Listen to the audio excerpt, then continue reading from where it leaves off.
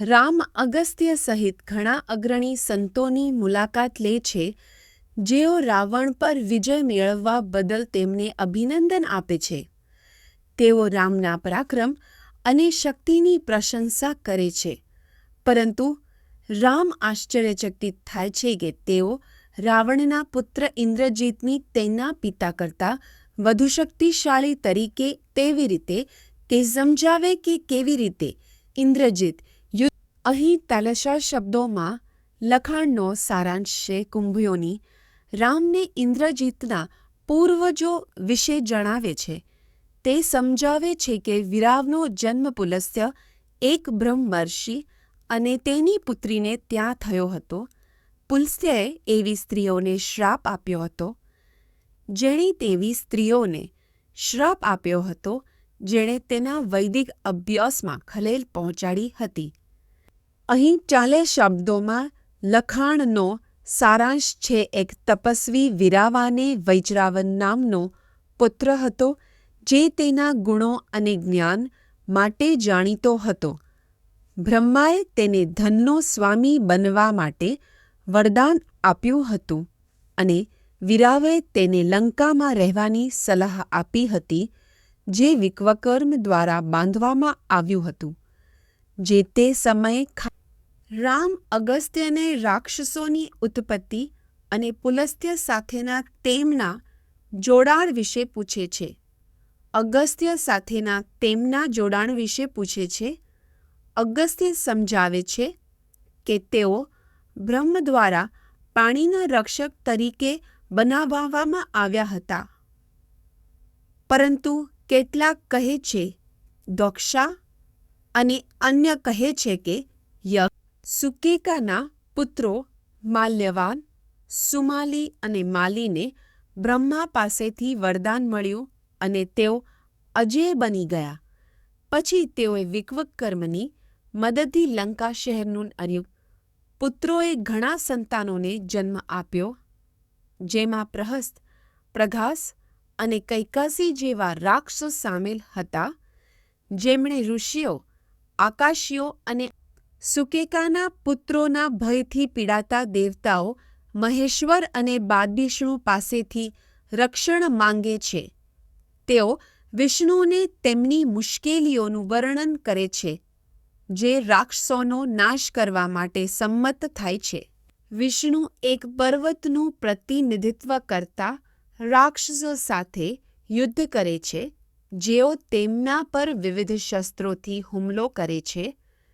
વિષ્ણુ તેમના શારંગ, ધનુષ અને શંખનો ઉપયોગ કરી તેમને ખદેડે છે, હજારો રાક્ષસોને કાપી નાખે છે અને તેમના દળોને વિખેરી નાખે છે.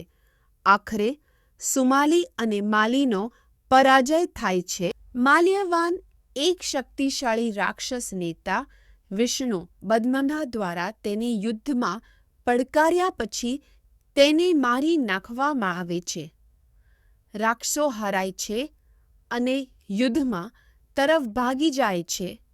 તેમના નેતાઓને પાછળ છોડી દે છે, જેઓ રાવણ કરતાં મજબૂત હતા.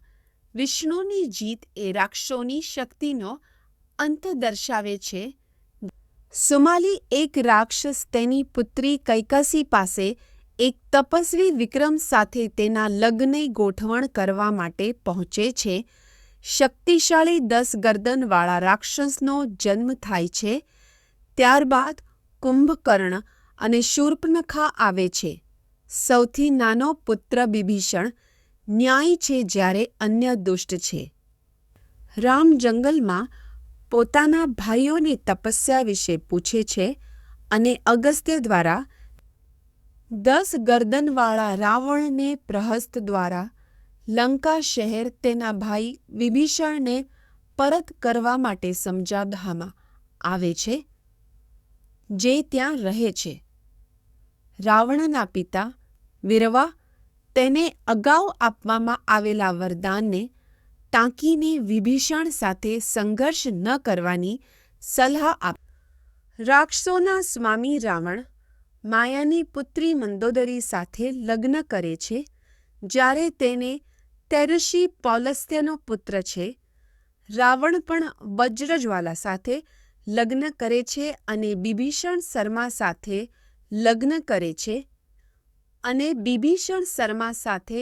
લગ્ન કરે છે મંદોદરી મેઘનાદ ઇન્દ્રજીતને જન્મ આપે છે, જે એક રાવણના ભાઈ કુંભકર્ણને સ્લીપ દ્વારા સુવડાવવામાં આવે છે અને રાવણનો સેવક દકાનન નંદના બગીચાઓનો નાશ કરે છે.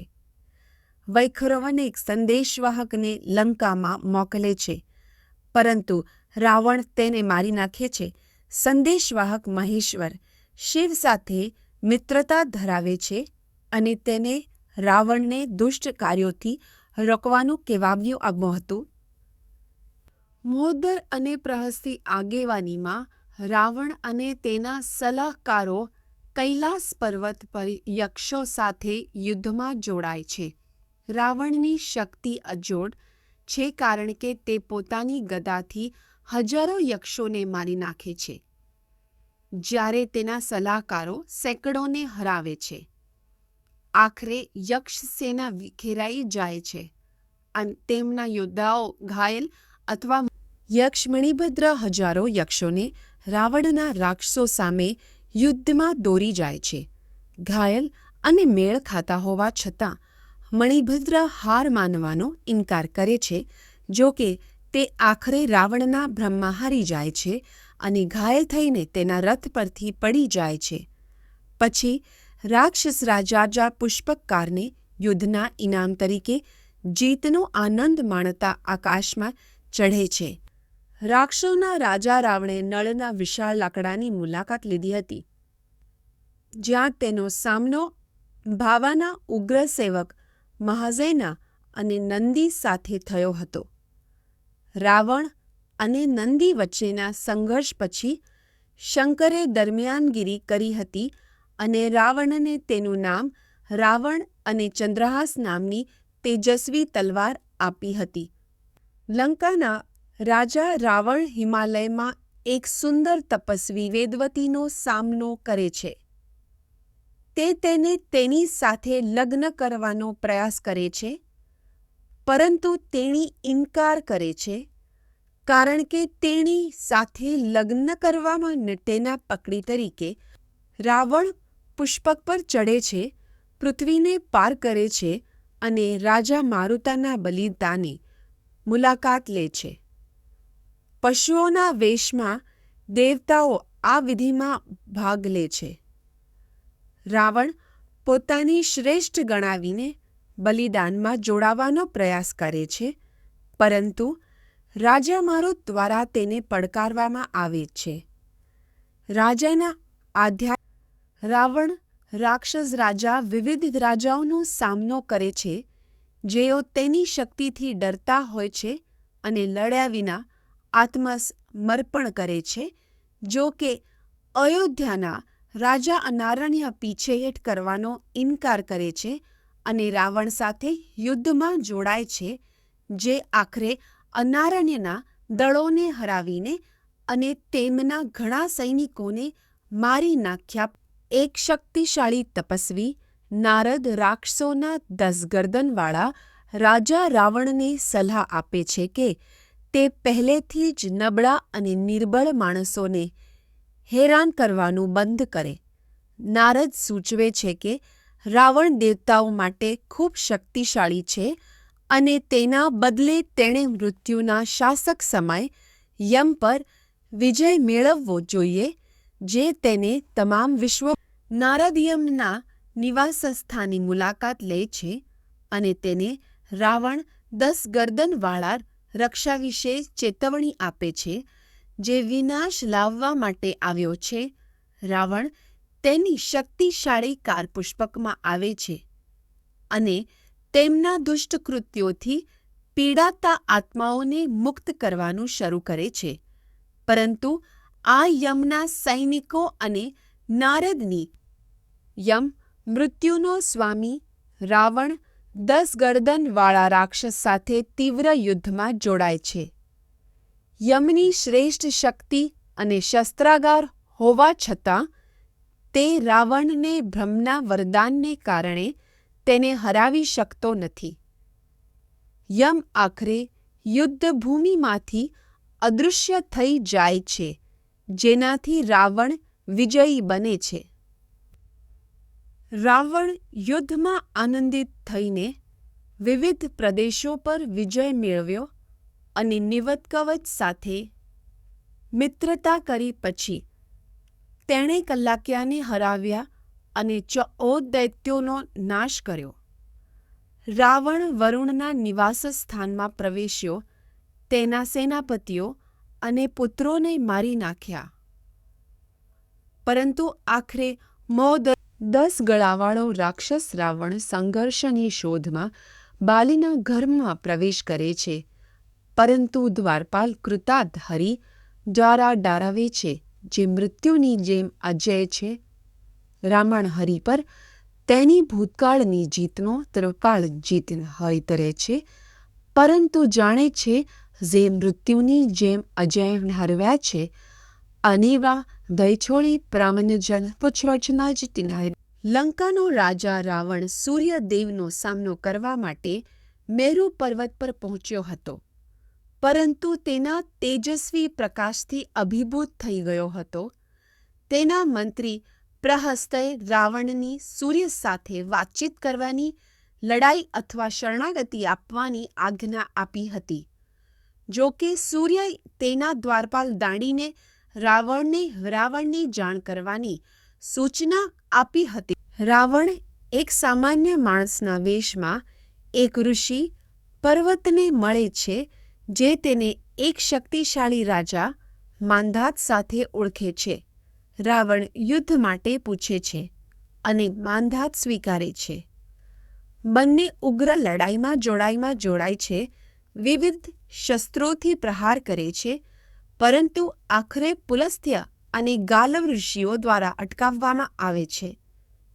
રાક્ષસના સ્વામી રાવણ 8મા પ્રદેશ સુધી પહોંચવા માટે વિવિધ હવાઈ પ્રદેશોમાંથી પસાર થાય છે, જ્યાં ગંગા વસે છે. તે પછી તે ચંદ્રનો સામનો કરે છે અને તેના અગ્નિ કિરણોથી પ્રભાવિત થાય છે, જે બ્રહ્માને દરમિયાનગીરી કરવા અને એક રહસ્યમય મંત્ર અર્પણ કરવા માટે પ્રેરિત કરે છે, જે તેને અહીં ટાલફો શબ્દોમાં સંક્ષિપ્ત સારાંશે 10 ગરદનવાળા રાક્ષસ રાવણ એક ટાપુ પર દિવ્ય કપિલનો સામનો કરે છે. રાવણ કપિલ સાથે યુદ્ધ કરવાનો પ્રયાસ કરે છે, પરંતુ સરળતાથી પરાજિત થાય છે અને જમીન પર પડી જાય છે. ભાન પાછું મેળવ્યા પછી તે પોતાની હાર સ્વીકારે છે અને કપિલની શક્તિને નમન કરે છે. અગસ્ત્ય જણાવે છે, દિવ્ય અને રાક્ષસી સ્ત્રીઓ સહિત બંદી સ્ત્રીઓથી ભરેલો રાવણનો રથ તેમના દુઃખના આંસુથી ભરાઈ જાય છે. સ્ત્રીઓ તેમના ડરાવણ રથ તેમના દુઃખ માટે રાવણને દોષી ઠેરવે છે અને તેમના ભરે લેવા માટે મૃત્યુનું આહ્વાન કરે છે. આ અસંવેદન રાવણને તેની શક્તિ અને જ્ઞાન રાવણની બહેન શૂર્પણખા બીમાર પડે છે અને યુદ્ધમાં તેના તાન શરૂ 10 ગરદનવાળા રાક્ષસ રાવણને ખબર પડે છે કે તેના પુત્ર મેઘનાદે એક શક્તિશાળી બલિદાન પૂરું કર્યું છે અને પાશુપતિ પાસેથી બ્રાહ્મક શક્તિઓ મેળવી છે. રાવણનો ભાઈ બિભીષણ તેને તેની દુષ્ટ ક્રિયાઓ વિશે ચેતવણી આપે છે, જેમાં આકાશી કન્યાઓની ચોરીનો સમાવેશ થાય છે. આ રાવણને મધુ સામે રાંભા, એક સુંદર અપ્સરા, તેના પતિ નાલકુવરને મળવા માટે મુસાફરી કરતી વખતે રાવણ દ્વારા અપહરણ કરવામાં આવે છે. તે રાવણ સાથે તર્કવાનો પ્રયાસ કરે છે, તેમના પારિવારિક સંબંધો અને નાલકુવરને મળવાનો તેનો ઈરાદો સમજાવે છે, પરંતુ તે સાંભળવાનો ઇનકાર કરે. અહીં ચાવ સચળ શબ્દોમાં લખાણનો સારાંશ છે. 10 ગળાવાળો શક્તિશાળી રાક્ષસ રાવણ તેની સેના સાથે ઇન્દ્ર પ્રદેશમાં આવે છે. ઇન્દ્ર અને અન્ય આકાશી પ્રાણીઓ સહિત દેવતાઓ યુદ્ધની તૈયારી કરે છે, પરંતુ શરૂઆતમાં રાવણની શ્રેષ્ઠ શક્તિથી પરાજિત થાય છે. 8મો વાસુ સાવિત્રી યુદ્ધમાં પ્રવેશ કરે છે. રાવણનો શક્તિશાળી પુત્ર મેઘનાદ ઇન્દ્રના પુત્ર જયંત અને અન્ય દેવતાઓ સાથે ભીષણ યુદ્ધમાં અથડાય છે. લડાઈ તીવ્ર હોય છે, જેમાં બંને પક્ષોને ભારે નુકસાન થાય છે. અહીં ચાટશ શબ્દોમાં લખાણનો સારાંશ છે. રાવણનો પુત્ર મેઘનાદ ઇન્દ્રને પકડવા અને આકાશી સેનાને હરાવવા માટે ભ્રામક શક્તિઓનો ઉપયોગ કરે છે. તે અદૃશ્ય બની જાય છે અને ઇન્દ્રને મારી નાખે છે. તેને બ્રહ્મા બાંધી દે છે. તેને બ્રહ્મા બાંધતા પિતૃપુરુષ બ્રહ્મા રાવણના પુત્ર ઇન્દ્રજીતની તેની બહાદુરી અને શક્તિ માટે પ્રશંસા કરે છે. તે રાવણને પાકને સજા આપનાર મહેનત કરવા કહે છે અને જ્યારે ઇન્દ્રજીત અમરત્વ માટે પ્રાર્થના કરે છે ત્યારે રાવણ સંમત થાય છે. તે દરમિયાન બ્રહ્મા ઇન્દ્રને ભૂતકાળના શ્રાપની યાદ અપારે છે, જેના કારણે મેઘનાદ દ્વારા રામ અગસ્ત્યને રાવણના વિજય વિશે પૂછે છે કે શું તેને રોકવા માટે કોઈ રાજાઓ નથી. અગસ્ત્ય સમજાવે છે કે રાવણ માહિષ્મતીની મુલાકાત લેતો હતો જ્યાં રાજા અર્જુન ગેરહાજર હતો અને પછી શિવલિંગની પૂજા કરતા પહેલા તેના સાથીદારો સાથે નેરબુદા નદીમાં સ્નાન કરતો હતો. 10 ગળાવાળો રાક્ષસ રાવણ અર્જુનની તાકાત માપવા માટે નેરબુદા નદીને અવરોધે છે. અર્જુન તેની પત્નીઓ સાથે રમતમાં છે. નેરબુદા નદીને અવરોધે છે. તેના મંત્રીઓને અર્જુનના યોદ્ધાઓ દ્વારા માર્યા ગયા પછી રાવણ અર્જુન સાથે ભીષણ યુદ્ધમાં જોડાય છે, પરંતુ આખરે તે હારી જાય છે. પુલસ્ત્ય એક શક્તિશાળી તપસ્વી રાજા અર્જુનના શહેર મહિષ્મતીમાં પહોંચ્યો, જ્યાં તેને જાણવા મળ્યું કે અર્જુને રાક્ષસોના રાજા રાવણને પકડી લીધો છે. પુલસ્ત્યએ અર્જુનને તેના પુત્ર રાવણને તેના પારિવારિક સંબંધો પ્રત્યેના પ્રેમ અને આદરને કારણે મુક્ત કરવા કહ્યું. અર્જુને આજ્ઞા માની રાવણને કેદમાં રાક્ષસોના રાજા રાવણે વાંદરાઓના રાજા વલિને લડવા માટે પડકાર ફેંક્યો. રાવણ તરફ પીઠ કરીને બેઠેલા વલિએ તેને પકડી લીધો અને તેને લઈ ગયો. જ્યારે તેઓ 4 મહાસાગરો પર મુસાફરી કરી રહ્યા હતા ત્યારે તેને વારંવાર ખંજવાળ કરતો હતો. રામ અગસ્ત્યને હનુમાનની શક્તિ, વીરતા અને અન્ય ગુણો માટે પ્રશંસા વ્યક્ત કરે છે. અગસ્ત્ય પુષ્ટિ કરે છે કે હનુમાન આ ગુણોમાં અજોડ છે. તે પછી તે હનુમાનની બાળપણની વાર્તા યાદ કરે છે, જ્યાં તે બાળપણમાં સૂર્ય અને રાહુ એક આકાશી સર્પને સ્પર્શ કરીને આકાશમાં કૂદી પડ્યો હતો. રામ અગસ્ત્યને 2 વાંદરા રાજાઓ વાલી અને સુગ્રીવના માતા પિતા અને નિવાસસ્થાન વિશે પૂછે છે. અગસ્ત્ય નારદના ઉપદેશોમાંથી એક વાર્તા વર્ણવે છે કે કેવી રીતે બ્રહ્માએ વાંદરાઓનું સર્જન કર્યું હતું, જેમાં રિક્ષરાજનો સમાવેશ થાય છે, જે સ્ત્રીમાં પરિવર્તિત થયો હતો, અને રામ અગસ્ત્યમાંથી વલી અને સુગ્રીવની ઉત્પત્તિ વિશે જાણીને આશ્ચર્યચકિત થઈ ગયા. તેમણે પછી બીજી દૈવી થીમ સાંભળવા માટે કહ્યું, જેને અગસ્ત્ય તેમને કહીને ફરજ પાડી કે રાવણે સીતાને શા માટે ચોરી કરી. રાવણ એક શક્તિશાળી આકાશી પર જ્ઞાન મેળવવા માટે જાણ્યું કે હરિ વિષ્ણુ અંતિમના દૂતકાળ રાવણ દિવ્યરામ વિશે માહિતી મેળવવા માટે ઋષિ અગસ્ત્યને વર્ણન માટે પૂછે છે. અગસ્ત્ય યાદ કરે છે કે રામ વિષ્ણુના અવતાર છે અને તેના વિવિધ સ્વરૂપો અને લક્ષણોનું વર્ણન કરે છે. તે સીતા સાથે લગ્ન કરીને માનવ રાજકુમાર તરીકે રામના જન્મની પણ આગાહી કરે છે. જે યુદ્ધમાં અગસ્ત્ય પોતાના લાંબા હાથને કારણે રાવણ દ્વારા સીતાની ચોરી કરવાની વાર્તા વર્ણવે છે, જે મેરુ પર્વત પર નારદ દ્વારા કહેવામાં આવી હતી. આ વાર્તા દુષ્ટ કાર્યોનો સામનો કરવા માટે છે અને તેના શ્રોતાઓને પૌત્રો અને દેવતાઓમાં સન્માન પ્રાપ્ત થશે. અગસ્ત્ય આ વાત રામ સાથે શેર કરે. રાવણ એક શક્તિશાળી રાક્ષસ વિશ્વને જીતવા માંગતો હતો, પરંતુ શ્વેતની સુંદર સ્ત્રીઓ સાથેની તેની અથડામણથી તે વિચલિત થઈ ગયો હતો. તેમના દ્વારા તેની આસપાસ ફેંકી દેવામાં આવ્યો હતો, જેના કારણે તે સમુદ્રમાં પડી ગયો હતો.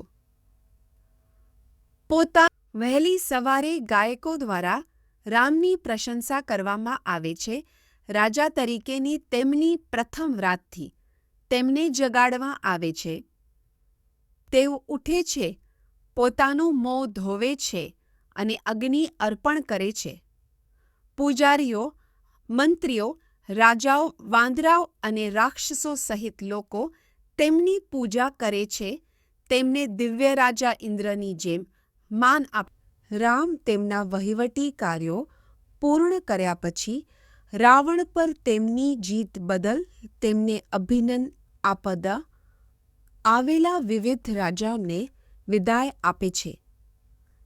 તેઓ પોતપોતાના રાજ્યોમાં પાછા જતા પહેલા તેઓ તેના સમર્થન બદલ તેમનો આભાર માને છે અને તેમનો આભાર વ્યક્ત કરે છે. રાજાઓ દ્વારા રાવણને હરાવ્યા પછી રાજાઓ અને શક્તિશાળી વાંદરાઓ સહિત રામના સાથીઓએ તેમને જીત બદલ અભિનંદન આપવા માટે અયોધ્યામાં તેમની મુલાકાત લીધી હતી.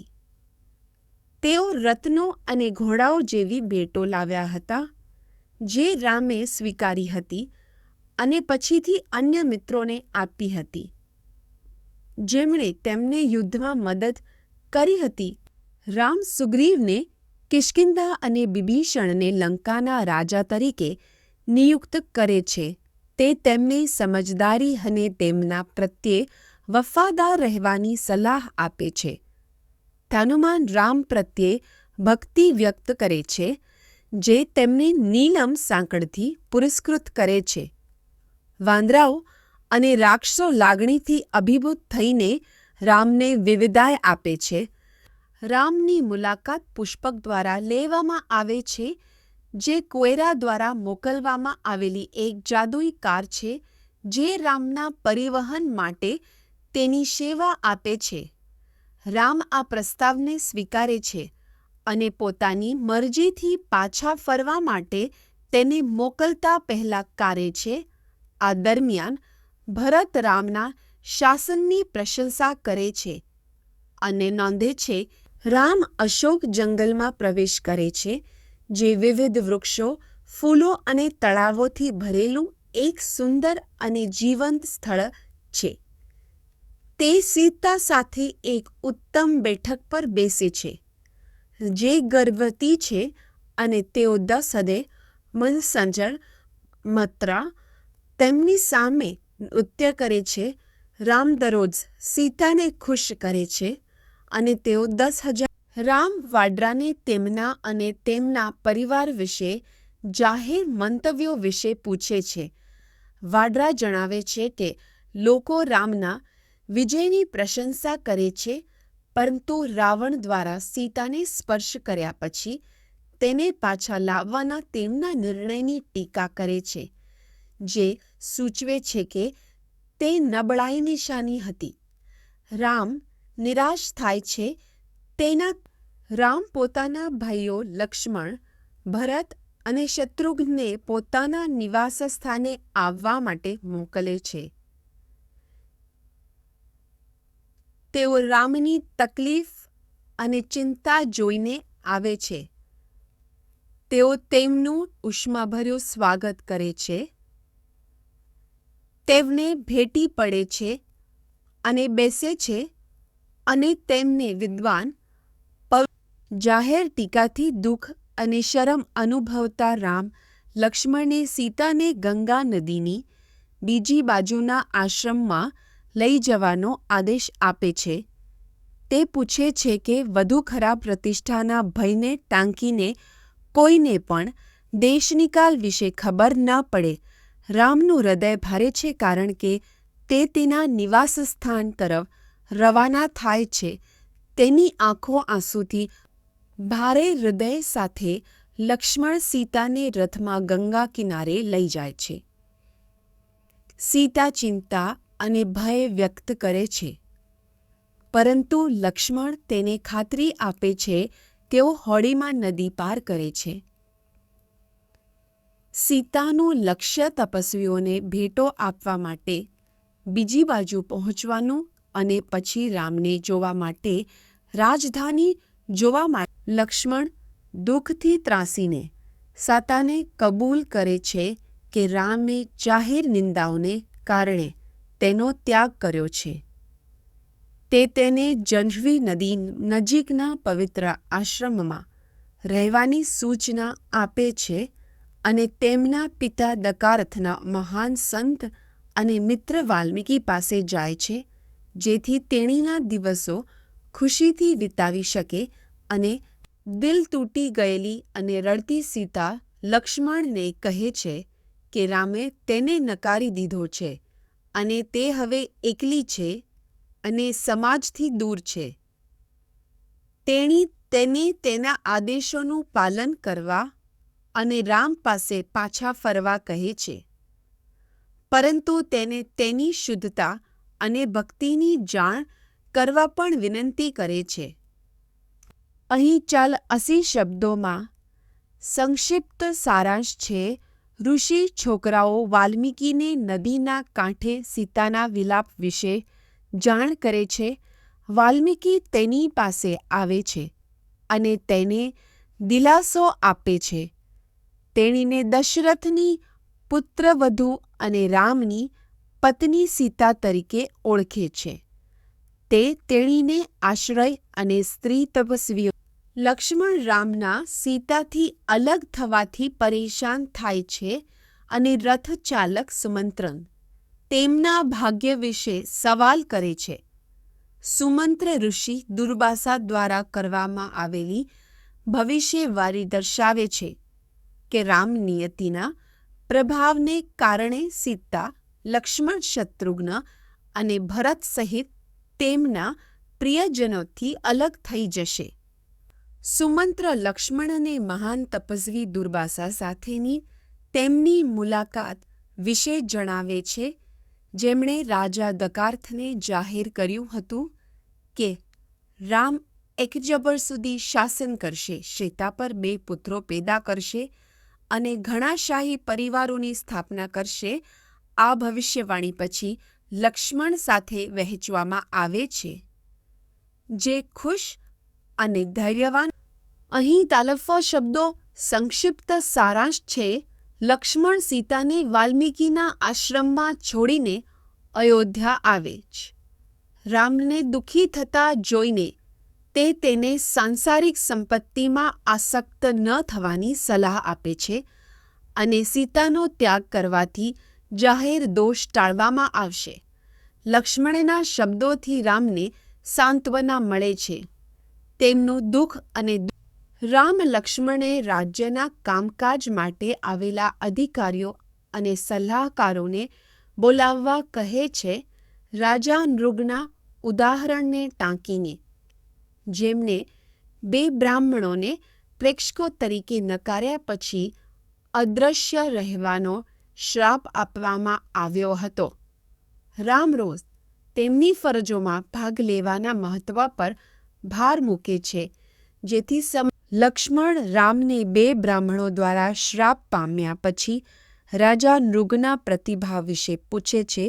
રામ યાદ કરે છે કે નૃગે તેમના સલાહકારોને મોકલ્યા હતા અને તેમને તેમના માટે એક સુખદ ગુફા તૈયાર કરવાની સૂચના આપી હતી, જ્યાં તેઓ શ્રાપની રાહ જોશે અને તેમના પુત્ર વાસુને સમજદારીથી શાસન કરવાની અને દુઃખ કે અફસોસથી. રામ લક્ષ્મણને રાજા નિમિ વિશે જણાવે છે, જેમણે વૈજયંતા નામનું શહેર બનાવ્યું હતું અને ઋષિઓને બલિદાન આપવા આમંત્રણ આપ્યું હતું. જોકે જ્યારે વશિષ્ઠને ઇન્દ્રના બિદાનથી વિલંબ થયો ત્યારે ગૌતમે તેનું સ્થાન લીધું હતું. ગુસ્સે થયેલા વશિષ્ઠે નિમિને તેનું શરીર ગુમાવવાનો શ્રાપ આપ્યો હતો, જેના કારણે નિમિ ગુસ્સે થઈ ગઈ હતી. અહીં જાલશથી શબ્દોમાં લખાણનો સારાંશ છે. વશિષ્ઠ એક તપસ્વી તેના શરીરનો ત્યાગ કર્યા પછી હવામાં પરિવર્તિત થઈ ગયો હતો. તેણે બ્રહ્માની મદદ માંગી હતી અને તેને શરીર પાછું મેળવવામાં પરિવર્તિત થઈ ગયો હતો. તેણે બ્રહ્માની મદદ માંગી હતો. શ્રાપ આપવામાં રામ વશિષ્ઠના લક્ષ્મણના જન્મની વાર્તા વર્ણવે છે, જેમાં સમજાવે છે કે તે કેવી રીતે મિત્ર અને વરુણની જીવંત શક્તિઓના મિશ્રણથી જન્મ્યો હતો. રામ પછી રાજા નિમિની વાર્તા વર્ણવે છે, જે શરીર વિહોણા હતા, પરંતુ યજ્ઞ પછી દિવ્ય દેહ ભૃગુ દ્વારા પુનઃ સ્થાપિત થયા હતા. રામ અને લક્ષ્મણ રાજા નિમિની વશિષ્ઠ પ્રત્યેની માફીના વૃત્તાંતની ચર્ચા કરે છે. રામ યયાતિની વાર્તા વર્ણવે છે, જેને તેના સસરા વર્ગવાએ તેની પત્ની દેવજાનીનું અપમાન કર્યા પછી શ્રાપ આપ્યો હતો, જે પ્રાચીન ભારતીય સમાજમાં ક્ષમાના મહત્વ પર પ્રકાશ પાડે છે. યયાતિ એક રાજા તેના ગુરુ શુક્રના અપમાનથી વ્યથિત થાય છે. તેની પીડાને દૂર કરવા માટે તે તેના પતનને તેના પુત્ર પુરુને સ્થાનાંતરિત કરે છે, જે સંમત થાય છે અને નબળાઈનો સામનો કરે છે. યયાતિ પછી તેની યુવાની પાછી મેળવે છે. રામ સવારે તેમની વિધાનસભા સાથે રાજ્યની બાબતોની ચર્ચા કરવા માટે તેમના સિંહાસન પર બેઠા હતા. લક્ષ્મણને શહેરના દ્વાર પર મોકલવામાં આવ્યા હતા, પરંતુ રામના શાસન હેઠળ રાજ્ય સમૃદ્ધિને કારણે હતા. રાજા રામ પાસે એક શાણાકુત્ર દ્વારા સંપર્ક કરવામાં આવે છે, જે જણાવે છે કે તે ખરેખર એક પરિવારના ભૂતપૂર્વ વડા છે અને તેના વર્તમાન અધર્મી વર્તન માટે તેને શ્રાપ આપવામાં આવ્યો છે. એક ગીધ અને ઘુવડ વચ્ચે અયોધ્યા નજીકના જંગલમાં માળાને લઈને વિવાદ થાય છે. ગીધ તેને પોતાનો પોતે કરે છે, પરંતુ ઘુવડ માળાને લઈને વિવાદ થાય છે. ગીધ તેને પોતાનો ખરો મોરને છે અને તેમને તપાસ માટે મોકલે છે, પરંતુ ઘુવડનું છે, જેમાં બ્રાહ્મણ ભાર્ગવ અને ચ્યવનની આગેવાનીમાં 10થી વધુ ઉચ્ચ કક્ષાના તપસ્વીઓ રામની મુલાકાત લે છે, જેઓ તેમને પ્રસાદ અર્પણ કરવા આવ્યા છે. રામ તેમનું સ્વાગત કરે છે અને તેમની વિનંતીઓ પૂરી કરવાનું વચન આપે છે. તેમની પ્રશંસા અને મંજૂરી મેળવે છે. ઋષિઓને આનંદ થાય છે કે જાણ્યા તેમને ઋષિઓ તેમના ભયના સ્ત્રોતને કકુષ્ઠા રામ સમક્ષ પ્રગટ કરે છે. એક શક્તિશાળી અને દુષ્ટ અસુર રાવણ પાસે રુદ્ર દ્વારા આપવામાં આવેલ જાદુઈ દાંત છે. રાવણના પિતા મધુએ રુદ્ર પાસેથી વરદાન મેળવ્યું હતું, પરંતુ મામા તેને તેના પુત્રને સોંપી દીધું હતું, જે હવે વિશ્વને ભયભીત કરે છે. ઋષિઓ રામને લાવણની ક્રૂર રીતો વિશે જાણ કરે છે, અને જો રામ સંમત થાય તો તેને મારી નાખવાનું વચન આપે છે. રામ સ્વીકારે છે, અને જો રામ સંમત થાય તો તેને મારી નાખવાનું વચન આપે છે. રામ સ્વીકારે છે અને તેના બદલે સૂચવે છે કે શત્રુઘ્ને ફરજ નિભાવવી જોઈએ. રામનો નાનો ભાઈ શત્રુઘ્ન નૈતિક ચિંતાઓને કારણે રાજા તરીકે સ્થાપિત થવામાં અચકાય છે. જો કે રામના આદેશ પછી શત્રુઘ્ન સંમત થાય છે, અને ત્યારબાદ તેને તાજ પહેરાવવામાં આવે છે. રામ તેને સલાહ આપે છે કે કેવી રીતે તેના વિરોધી લાવણને મારવો, એક ખાસ દૈવી બાણનો ઉપયોગ કરીને જે ક્યારેય તેના લક્ષ્યથી. રામ શત્રુઘ્નને જોગવાઈઓ અને સૈનિકો સાથે મધુવન તરફ સૈન્યનું નેતૃત્વ કરવાની સૂચના આપે છે, જેનો હેતુ વરસાદની ઋતુમાં લાવણને વેતરવવાનો હોય છે, જ્યારે તે સૌથી વધુ સંવેદનશીલ હોય છે. શત્રુઘ્ન રામની સૂચનાઓનું પાલન કરે છે, તેના યોદ્ધાઓને આદેશ આપે છે, અને અયોધ્યાના એક યોદ્ધા શત્રુઘ્ન પશ્ચિમ તરફ આગળ વધતા પહેલા એક રાત વિતાવવા માટે વાલ્મીકીના આશ્રમમાં આવે છે.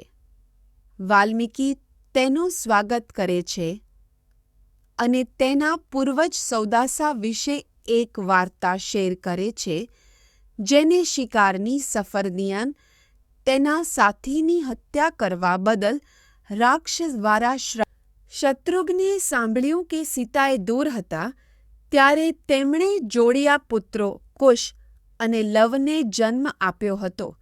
તેઓ ખૂબ જ ખુશ થયા હતા અને વાલ્મીકીના આશ્રમની મુલાકાત લીધી હતી, જ્યાં વૃદ્ધ મહિલાઓ છોકરાઓની રક્ષા કરી રહી હતી. ત્યારબાદ શત્રુઘ્ન યમુના કિનારે આવેલા તેમના આશ્રમમાં પરત ફર્યા હતા. રઘુના વંશજ શત્રુઘ્ન ચાબન્યાને લાવણના દાઢની તાકાત વિશે પૂછે છે, જેણે રાજા મંધાતા અને તેની સેનાને મારી નાખી હોવાનું કહેવાય છે. વાર્તા જણાવે છે કે કેવી રીતે ઇન્દ્રએ મંધાતાને ચેતવણી આપી હતી કે લાવણ તેના નિયંત્રણની બહાર છે, જે મંધાતાની હાર તરફ દોરી જાય છે. રાજા દશરથના પુત્ર શત્રુઘ્ન ધનુષ સાથે મધુના શહેરના દ્વાર પર ઊભો હતો. રાત્રિના સમયે ભટકતા લાવણે તેને જોયોના શહેરના દ્વાર પર ઊભો હતો. રાત્રિના દ્વંદ્વ યુદ્ધ માટે પડકા લાવણે તેને જોયો ને તેની હાજરીની મજાક ઉડાવી, જેના કારણે તેની હાજરીની, પરંતુ વાસ્તવમાં તે શત્રુઘ્નને ડરાવવાનો પ્રયાસ કરી રહ્યો હતો. અહીં 40 શબ્દોમાં લખાણનો સારાંશ છે. રામનો નાનો ભાઈ શત્રુઘ્ન એક શક્તિશાળી રાક્ષસ લાવણ સાથે યુદ્ધ કરે છે. શત્રુઘ્ન વિષ્ણુ દ્વારા બનાવવામાં આવેલા તીરથી લાવણને મારી નાખે છે, જેનો ઉપયોગ અગાઉ રાક્ષસોને મારવા માટે થતો હતો. દિવ્ય સમુદાય ત્રિકોણીય શત્રુઘ્ન લાવણનો વધ કર્યા પછી આકાશીઓ દ્વારા સફળતાનો તાજ પહેરાવવામાં આવે છે. તે મધુ શહેરને તેની રાજધાની તરીકે વિનંતી કરે છે, અને તે સુરસેના નામના એક સુંદર શહેરમાં પરિવર્તિત થાય છે. 12 વર્ષના વિકાસ પછી શત્રુઘ્નનું શહેર સમૃદ્ધ થાય છે. રઘુનો વંશજ શત્રુઘ્ન એક નાનકડો કાફલો લઈને વાલ્મીકીના આશ્રમમાં આવે છે. મહાન તપસ્વી લવનની હત્યા કરવા બદલ શત્રુઘ્ને પ્રશંસા કરે છે અને તેના વિજય પર આનંદ વ્યક્ત કરે છે. તે પછી તે રામના પ્રારંભિક કાર્યો વિશે એક ગીત ગાય છે જે શત્રુઘ્ન અને તેના અનુયાયીઓ આશ્ચર્ય. રામને જોવા આતુર શત્રુઘ્ન વાલ્મીકીનું ગીત સાંભળ્યા પછી અયોધ્યાની મુલાકાત લે છે. રામ દ્વારા તેનું સ્વાગત કરવામાં આવે છે, જે તેને ખાતરી આપે છે કે તેને રાજ્ય પર શાસન કરવું અને જો જરૂરી હોય પોતાના 57 વર્ષના પુત્રના અકાળ મૃત્યુથી દુઃખી એક વૃદ્ધ બ્રાહ્મણ રાજા રામ પર તેના કથિત કુશાસનને કારણે થયેલી દુર્ઘટના માટે જવાબદાર હોવાનો આરોપ મૂકે છે. બ્રાહ્મણ રામ પર વિનંતી કરે છે કે તે તેના પુત્રી તેના પુનર્જીવિત કરે નહીં તો તે અને તેની પત્ની મહેલના દ્વાર પર પોતાનો રાજા રામ એક યુવાન બ્રાહ્મણના અકાળ મૃત્યુની ચર્ચા કરવા માટે 8 અગ્રણી બ્રાહ્મણો સાથે એક પરિષદ કરે છે. નારદ સમજાવે છે કે ત્રેતા યુગમાં શૂદ્રોને તપશ્ચર્યા કરવાની મંજૂરી નહોતી, પરંતુ એક શૂદ્રના આમ કરવાના પ્રયાસથી છોકરાનું મૃત્યુ થયું છે. નારદ રામને તેની પ્રજાની સુખાકારી સુનિશ્ચિત કરવા એક છોકરાના મૃત્યુથી શોકગ્રસ્ત રામ લક્ષ્મણને તેલથી શરીરનું રક્ષણ કરવાની સૂચના આપે છે. રામ પછી તેના સુવર્ણ રથ પુષ્પકમાં મુસાફરી કરીને છોકરાના મૃત્યુનું કારણ બનેલા શૂદ્ર ભક્તને શોધવા માટે રવાના થાય છે અને છેવટે તળાવ પાસે તપશ્ચર્યા કરતા તપશ્ચર્યા કરે તેની તપશ્ચર્યા. રામ એક બ્રાહ્મણ છોકરાના જીવને પુનઃસ્થાપિત કરવા માટે એક શૂદ્ર તપસ્વીની હત્યા કર્યા પછી ઇન્દ્ર અને અન્ય આકાશીઓ દ્વારા તેની પ્રશંસા કરવામાં આવે છે. તેઓ તેને એક વરદાન અને બ્રાહ્મણ છોકરાને આપવા વિનંતી કરે છે. આકાશીઓ સંમત થાય છે અને છોકરાનું જીવન પુનઃસ્થાપિત કરે છે. રામ પછી ત્રેતા યુગમાં ઋષિ વિશ્વામિત્ર એક સુંદર જંગલમાં ભટક્યા અને સુગંધિત વૃક્ષો અને પ્રાણીઓથી ઘેરાયેલું એક શાંત તળાવ શોધી કાઢ્યું. તળાવ પાસે આરામ કરતી વખતે તેમણે એક આકાશી વ્યક્તિને એક ભરાવદાર મૃતદેહ ખાવા માટે રથમાંથી બહાર નીકળતો જોયો, જેનાથી વિશ્વામિત્રની ઓળખ અને ક્રિયાઓ વિશે 1000 વર્ષ સુધી વિદર્ભ પર શાસન કરનાર રાજા શ્વેતાએ બ્રહ્મના પ્રદેશને પ્રાપ્ત કરવા માટે તળાવ નજીકના જંગલમાં તપસ્યા કરી હતી. જો કે જ્યાં સુધી તેઓ બ્રહ્માને મળ્યા ત્યાં સુધી તેઓ ભૂખ અને તરસથી પીડાતા હતા. જેમણે જાહેર કર્યું કે તેમના દાનનો અભાવ અને નિસ્વાર્થતા આ દુઃખ. રામ સંત કુંભયોનીને પૂછે છે કે જંગલ પક્ષીઓ અને પ્રાણીઓથી વંચિત કેમ્ભયોની સમજાવે છે કે રાજા મનુના પૌત્ર ઈક્ષ્વાકુને ન્યાયી રીતે પ્રજા પર શાસન કરવાની જવાબદારી સમજાવે છે કે રાજા મનુના પૌત્ર ઈક્ષ્વાકુને ન્યાયી રીતે પ્રજા પર શાસન કરવાની જવાબદારી સાપને તેમને વિંધ્ય અને શૈવલા વાસનાથી અભિભૂત રાજા દંડાએ શુક્રાની પુત્રી અરાજાસનો સામનો કર્યો જ્યારે તે જંગલમાં ચાલી રહી હતી. તેણીની ચેતવણીઓ અને તેના પિતાની પરવાનગી માંગવાની વિનંતીઓ છતાં તેણે તેને બળજબરીથી ધિક્કાર્યો. તેના શહેર મધુમંતામાં પાછા ફરતા તેણે અરાજાને આશ્રમની નજીક મદદ માટે પોકાર કરતા છોડી દીધો. ભગવાન ઉસાનાસ, એક મહાન સંત અને ઉપદેશક, દુષ્ટ રાજા દંડાને શ્રાપ આપે છે અને આગાહી કરે છે કે તેના અનૈતિક કાર્યોને કારણે 7 રાતની અંદર તેનું આખું રાજ્ય નાશ પામશે. તેના પ્રદેશમાં રાજાના અનુયાયીઓ અને પ્રાણીઓ પણ ઇન્દ્ર દ્વારા ઉડાડવામાં આવેલા ભારે ધૂળના તોફાનમાં નાશ પામશે. રામ અગસ્ત્યના આશ્રમમાં ગયા, પૂજા કરી અને ભોજન કરાવ્યું. સવારના નાસ્તા પછી રામ અગસ્ત્યને વિદાય આપી અને તેમના આશીર્વાદ બદલ તેમનો આભાર માન્યો. અગસ્ત્યની પરવાનગી સાથે રામ પુષ્પક રથ પર અયોધ્યા પરત ફર્યા. ઋષિઓ દ્વારા આશીર્વાદ મેળવ્યા અને ત્યાં પહોંચ્યા પછી રામ ભરત અને લક્ષ્મણને રાજસૂય યજ્ઞ કરવાના તેમના ઈરાદાની જાણ કરે છે, પરંતુ તેના સંભવિત પરિણામો સામે ચેતવણી આપતા ભરતના શબ્દો સાંભળ્યા પછી રામ યજ્ઞ સંભળવાનું નક્કી કરે છે. તેઓ ભરતની તેમની સમજદાર સલાહ માટે પ્રશંસા કરે છે અને બલિદાન આપવાનું ટાળે છે. તેના બદલે પૃથ્વી અને લક્ષ્મણ રામને અશ્વમેધ યજ્ઞ કરવાની સલાહ આપે છે. તેની શુદ્ધિકરણ શક્તિનો હવાલો આપતા અને એક શક્તિશાળી અસુર વિટ્રાની વાર્તાનો ઉલ્લેખ કરે છે, જે વિષ્ણુ દ્વારા તેની તપસ્વીતાને કારણે વશ કરવામાં આવ્યો હતો. ઇન્દ્ર વિટ્રાની વધતી શક્તિથી ડરી ગયો હતો. તેને હરાવવા માટે વિષ્ણુની મદદ રામ લક્ષ્મણે વિટ્રાના વિનાશનું વર્ણન કરવા વિનંતી કરે છે. વિષ્ણુ દેવતાઓને 3 વર્ગોમાં વહેંચવાની અને એક વર્ગને વિટ્રાને મારી નાખવાની યોજના પ્રસ્તાવિત કરે છે.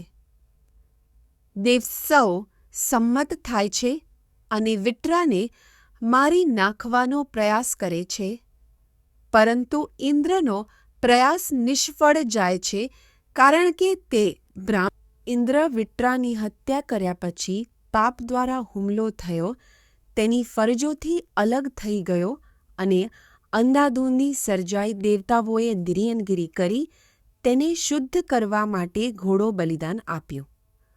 બલિદાન પછી ઇન્દ્રએ પોતાને 4 ભાગમાં વહેંચી એક નદીમાં વસવાટ કરે છે, બીજો જમીન પર ઉષા તરીકે રહે છે, ત્રીજો યુવાન સ્ત્રીઓમાં વસવાટ કરે છે. રામ રાજા ઈલા વિશે એક વાર્તા વર્ણવે છે, જે અત્યંત પવિત્ર પણ અત્યંત શક્તિશાળી હતો. તે શરૂઆતમાં હરણને શિકારથી સંતુષ્ટ હતો, પરંતુ પછી નર અને માદા પ્રાણીઓ સહિત હજારો અન્ય પ્રાણીઓને મારી નાખ્યા, જેના કારણે તે સ્ત્રીમાં પરિવર્તિત થયો. દેવી પાર્વતીની મદદથી તેને એક વરદાન મળ્યું, જેણે તેને એક સમયે રાજા ઈલાએ સ્ત્રી સ્વરૂપ ધારણ કરીને તપસ્યા કરતા બુદ્ધનો સામનો કર્યો. ઈલાની સુંદરતાથી પ્રભાવિત થઈને બુદ્ધે તેની સાથે લગ્ન કરવાનું નક્કી કર્યું. એકા સમજ સાથે તેમને ખબર પડી કે તે એકલી છે અને તેમણે પોતાની જાતને તેના પતિ તરીકે રજૂ કરી. તેમણે પોતાની સ્ત્રી સાથીઓને ચંદ્રના પુત્ર બુધને કિન્નરી ઈલાનો સામનો કરવો પડે છે અને તેઓ પ્રેમમાં પડે છે. 1 મહિના પછી ઈલા તેમના પુત્ર પુરુરાવને જન્મ આપે છે. જ્યારે તેના પતિ ઈલા ઊંઘમાંથી જાગી જાય છે, ત્યારે તેના અનુયાયીઓ તોફાનમાં નાશ પામ્યા પછી બુધ તેને સાંત્વના આપે છે અને સૂચવે. રામ ઈલાની વાર્તા કહે છે, જે એક સ્ત્રી બની હતી, પરંતુ કરદમની આગેવાની હેઠળના બલિદાન દ્વારા પુરુષત્વ પાછું મેળવ્યું હતું. આ બલિદાનથી મહાદેવ ખુશ થયા, જેમણે ઈલાની ઈચ્છા પૂરી કરી અને તેનું પુરુષત્વ પુનઃસ્થાપિત કર્યું. તેમના પુત્ર પુરુરવ સાથે ઈલા બ્રહ્મા પ્રતિષ્ઠાન રાજ્યની રામ રાજા બ્રાહ્મણોને અશ્વમેધ યજ્ઞની ચર્ચા કરવા આમંત્રણ આપે છે, જે ઘણા ગુણો ધરાવતો સમારંભ છે. તે પછી તે લક્ષ્મણને સૂચના આપે છે, તે ઘણા ગુણો ધરાવશો અને બાંદરાઓને દૂતો મોકલે તેમને નૈમિષા જંગલમાં સમારોહમાં ભાગ લેવા આમંત્રણ આપે. રામ તહેવારની તૈયારીઓનો પણ આદેશ આપે.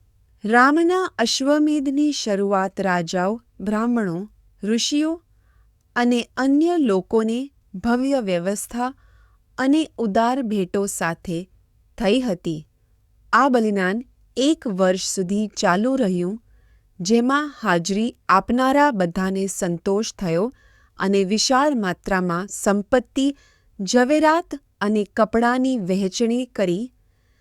તેની ભવ્યતા હોવા છતાં વાલ્મીકીના તપસ્વી શિષ્યો લવ અને કુશને તેના ઉપદેશોનો પ્રસાર કરવા માટે મહાકાવ્ય રામાયણ ગામ સોંપવામાં આવ્યું હતું.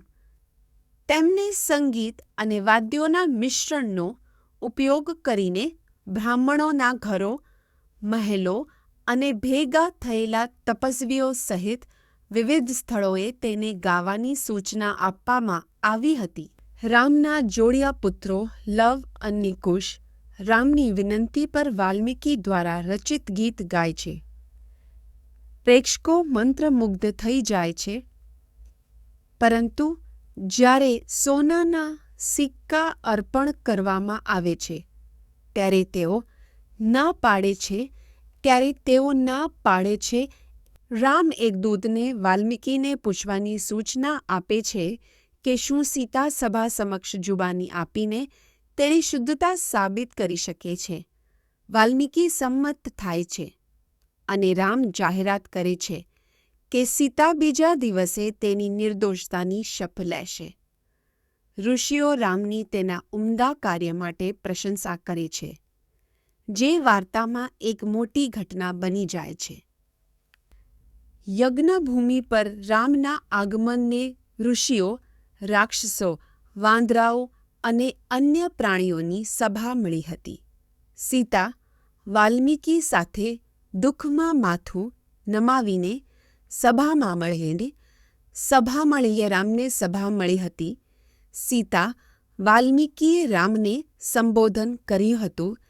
તેમને ખાતરી આપી હતી કે સીતા શુદ્ધ છે અને રામ જનકાની પુત્રી સીતાને સભા સમક્ષ પોતાની પવિત્રતા સાબિત કરવા વિનંતી કરે છે. સીતા શપથ લે છે કે તેણે માત્ર રામ વિશે વિચાર્યું છે અને તેની સુખાકારી માટે પ્રાર્થના કરી છે, જેના કારણે પૃથ્વીની દેવી વસુંધરા તેને આકાશી સિંહાસન સાથે આવકારે છે.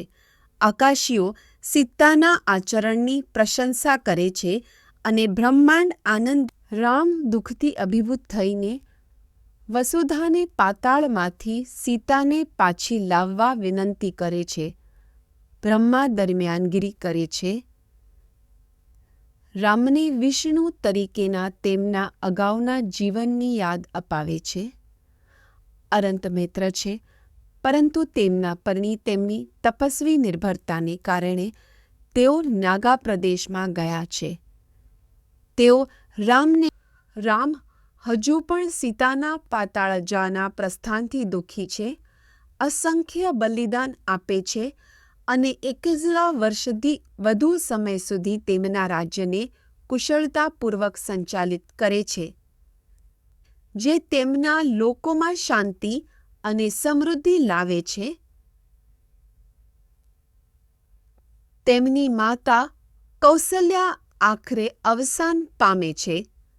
રામ પોતાના મામા યુધજીત દ્વારા મોકલવામાં આવેલા બ્રાહ્મણ સંત ગર્ગ્યાનું ભેટો સાથે સ્વાગત કરે છે. સંત સિંધુ નદીની નજીક ગંધર્વ પ્રાંત પર વિજય મેળવવા માટે યુધજીતનો સંદેશો પહોંચાડે છે. રામ સંમત થાય છે અને ભરતને તેના પુત્રો તક્ષર અને પુષ્કર સાથે ગંધર્વોને વશ કરવા માટે મોકલે છે અને રામના નાના ભાઈ ભરતે ગંધર્વો સામે વિશાળ સૈન્યનું નેતૃત્વ કર્યું અને 1 અઠવાડિયા સુધી ચાલેલી ભીષણ લડાઈ લડી. આખરે તેણે પોતાના શક્તિશાળી તીર સંગ્રહથી બધા ગાંધર્વોને મારી નાખ્યા. તેમની હાર પછી ભરતે 2 સમૃદ્ધ શહેરો તક્ષશિલા અને પુષ્કલબતીની સ્થાપના કરી, જે તેમની સંપત્તિ, અને રામ પોતાના પૌત્રો અંગદ અને ચંદ્રકેતુને કરુપદ અને ચંદ્રદ્યુતિના રાજાઓ તરીકે સ્થાપિત કરે છે. રામ તેમને શાસન કરવા માટે શહેરો આપે છે અને લક્ષ્મણ અને ભરત તેમની સાથે તેમના રાજ્યોમાં જાય છે. 1 વર્ષ પછી લક્ષ્મણ અયોધ્યા પરત ફરે છે. જ્યારે ભરત રામના ચરણોને સલામી આપવા માટે અયોધ્યા પાછા, સદ્ગુણી રામ એક તપસ્વી તરીકે મહેલના દ્વાર પર આવે છે. લક્ષ્મણ સાથે ખાનગી વાતચીત માટે તેને મળવાનો પ્રયાસ કરે છે, જે પછી સંદેશવાહકને રામના ઘરે લઈ જાય છે. તપસ્વી એવી બાબત પર ચર્ચા કરવાની દરખાસ્ત કરે છે જેનાથી આકાશીઓને ફાયદો થશે, અને જો કોઈ તેમની મુલાકાત, રામના પુત્ર મહાન સંતકાલ તેમના પિતાને જાણ કરે છે કે વડાએ તેમને યાદ અપાવવા માટે એક સંદેશ મોકલ્યો છે કે તેમનું 91 વર્ષનું માનવ સ્વરૂપ સમાપ્ત થઈ રહ્યું છે. રામ જવાબ આપે છે કે તેઓ કાલના આગમનથી ખુશ છે અને તેમના વિષ્ણુ સ્વરૂપમાં પાછા ફરવાની યોજના ધરાવે છે. રામને તપસ્વી દુર્વાસના આગમનથી વિક્ષેપ પડ્યો હતો, જેમણે 1000 વર્ષના ઉપવાસ પછી ભોજનની માંગણી કરી હતી. રામે ભોજન પૂરું પાડ્યું હતું અને દુર્વાસાની વિનંતીને સંતોષી હતી. જો કે આ મુલાકાતથી રામને કાલના અશુભ શબ્દો યાદ આવ્યા હતા, જે તેમના દુઃખ તરફ દોરી ગયા હતા અને તેમના પર આવી શકે. રામને એક ઋષિને આપેલું વચન પૂરું કરવા માટે તેના ભાઈ લક્ષ્મણને મારી નાખવાની સંભાવનાનો સામનો કરવો પડે છે. જો કે વશિષ્ઠ રામને સલાહ આપે છે કે વચન પાળવાથી સદ્ગુણ અને આખરે વિશ્વનો નાશ થશે.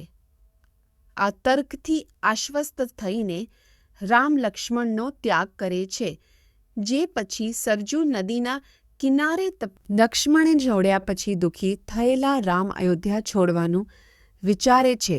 તેમના નાગરિકો અને મંત્રીઓ તેમનાથી અલગ થવાના વિચારથી બરબાદ થઈ જાય છે. રામ જ્યાં પણ જાય ત્યાં તેમની પાછળ આવવાની તેમની વિનંતી સાથે સંમત થાય છે અને શત્રુઘ્નને દૂત મોકલતા પહેલા તેમના જોડિયા પુત્રો કુશી અને લવને કૌશલ અને રામના સ્વર્ગારોહણના નિર્ણય વિશે જાણ્યા પછી શત્રુઘ્ન તેના 2 પુત્રોને મથુરા અને વિદિશાના રાજાઓ તરીકે સ્થાપિત કરે છે. તે પછી તે અયોધ્યામાં રામ સાથે જોડાય છે, જ્યાં તેની સાથે સુગ્રીવ, હનુમાન અને રાક્ષસ રાજા વિભીષણ સહિત અન્ય વફાદાર અનુયાયીઓ જોડાય છે. રામ તેમના પરિવાર અને અનુયાયીઓ સાથે અયોધ્યાથી પ્રસ્થાન કરે છે, જેમાં બ્રાહ્મણો, પ્રાણીઓ અને છત્રી જેવી વસ્તુઓ પણ સામેલ છે. શહેરના રહેવાસીઓ, મનુષ્યોથી માંડીને પક્ષીઓ અને જાનવરો સુધી આતુરતાથી સ્વર્ગમાં તેમની પાછળ આવે છે. રામનું પ્રસ્થાન એ સુખ ભક્તિ. અહીં 400 શબ્દોમાં લખાણનો સારાંશ છે. રામ અને તેમના ભાઈઓ સરજુ નદી પાર કરીને પવિત્ર તીર્થસ્થાન પર પહોંચે છે. બ્રહ્મા તેમનું સ્વાગત કરે છે અને તેમને તેમના આકાશી સ્વરૂપોમાં અમરત્વ પ્રદાન કરે છે. તેઓ પાણીમાં પ્રવેશ કરે છે. તેઓના માનવ શરીરો. આ લખાણ ઉત્તર કથાને સમાપ્ત કરે છે, જેને બ્રહ્મા દ્વારા રામાયણ મહાકાવ્યનો શ્રેષ્ઠ ભાગ માનવામાં આવે છે. આ કવિતા જ્યારે વાંચવામાં આવે અથવા પઠન કરવામાં આવે ત્યારે શુદ્ધિકરણ અને ફાયદાકારક અસ્ત્રો હોવાનું કહેવાય છે. આ કવિતા જ્યારે બાંટા જીવન, સમૃદ્ધિ અને